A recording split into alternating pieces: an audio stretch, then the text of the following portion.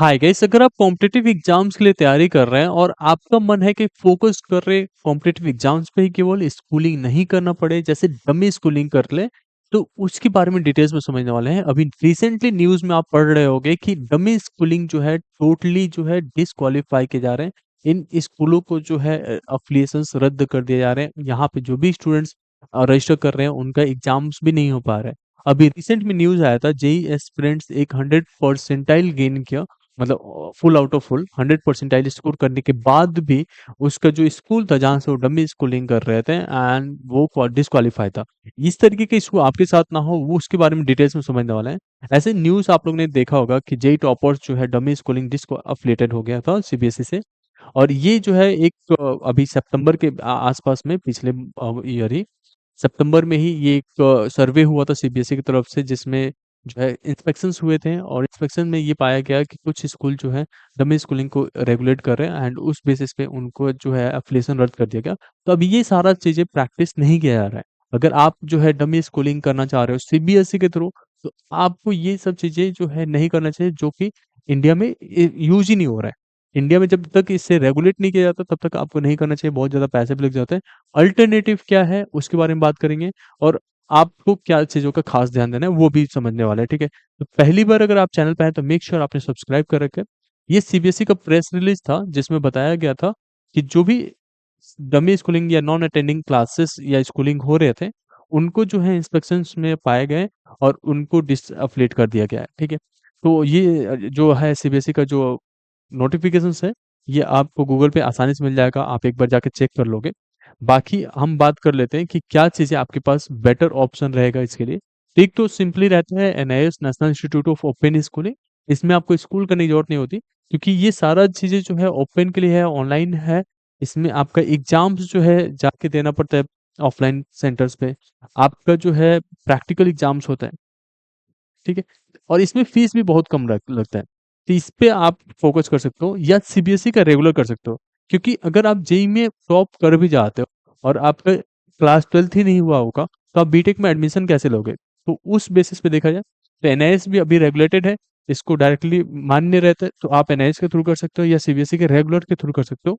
अगर आप CBSE regular के थ्रू नहीं जाना चाहते, तो एनआईएस में क्लास 11th में आप एनरोलमेंट करके 12th का अपना बोर्ड एग्जाम इसी के साथ दे सकते हो। और केवल आपको बोर्ड एग्जाम देना पड़ता है, बीच में कुछ इस क्लासेस नहीं होते, बट कुछ पीसीपी क्लासेस होते हैं, पर्सनल कॉन्टेक्ट क्लासेस, ये प्रोग्राम से कुछ वो हम लोग गाइड कर रहे होते हैं, कैसे इसमें होता है एडमिशन वगैरह, कैसे होता है वो सारा कुछ। अब इसमें कौन कौन एलिजिबल है एनआईएस में एग्जाम देने के लिए, और कहाँ का ये वैल्यू होता है, इसकी वैलिडिटी कितनी है, उसके बारे में बात कर लेते हैं। जो भी स्टूडेंट्स एनआईएस से एग्जाम देते हैं, उनका जो है क्लास 10th पास आउट होना चाहिए, अगर आप 12th में देना चाह रहे हैं तो।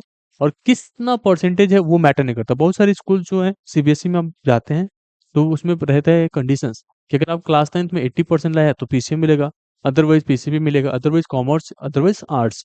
ऐसे यहाँ पे नहीं है, अगर आप जो है जस्ट पास थे क्लास 10th में, तब भी आपको एनआईएस में पीसीएम मिल जाता है, साइंस ग्रुप मिल जाता है। अगर आप जो है इंजीनियरिंग एस्पिरेंट है, तो आप इसको चूज कर सकते हैं।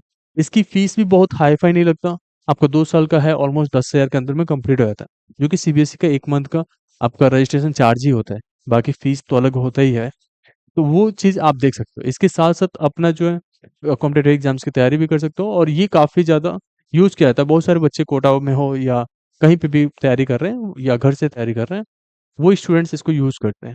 अब इसमें एडमिशन्स प्रोसेस क्या रहते हैं, कैसे एनआईएस में रजिस्ट्रेशन होता है, तो आपको केवल कुछ डॉक्यूमेंट देने पड़ते हैं, जिसमें आपका क्लास 10th की मार्कशीट आती है, आपकी फ़ोटो आता है, आपके सिग्नेचर आते हैं और आपका आधार कार्ड आता है।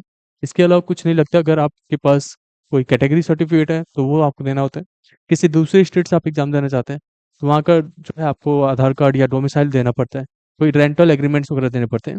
उसके बाद से आपका फ़ीस पेमेंट होता है, उसके बाद से आपको आईडी कार्ड मिल जाता है। देन आप एग्ज़ाम्स दे देते हैं, और एग्ज़ाम देने के बाद से आपको रिजल्ट्स जो है 2 मोड में मिलता है।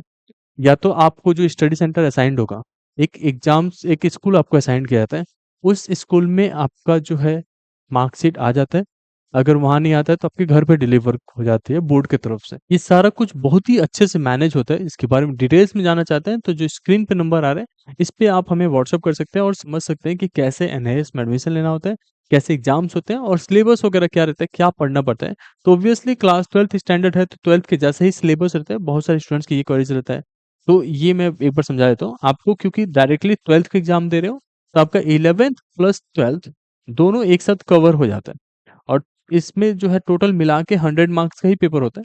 100 मार्क्स में से आउट ऑफ, इसके एक और बेनिफिट रहते हैं। 100 में से आप जितना भी लेके आओ, अगर आप टॉप 20 में आ जाते हो, इसका टॉप 20 परसेंटाइल जो होता है, वो 70% के आसपास होता है। टॉप 20 परसेंटाइल 70% के आसपास होता है। तो आउट ऑफ 100 अगर आप 70 भी लाते हो, तो जेईई के लिए आप एलिजिबल हो जाते हो। लेकिन सीबीएसई में आपको 75 स्कोर करते हो तब जाके एलिजिबल हो पाते हो, क्योंकि उनका टॉप 20 परसेंटाइल जाता है 82 के आसपास, 82% जाता है।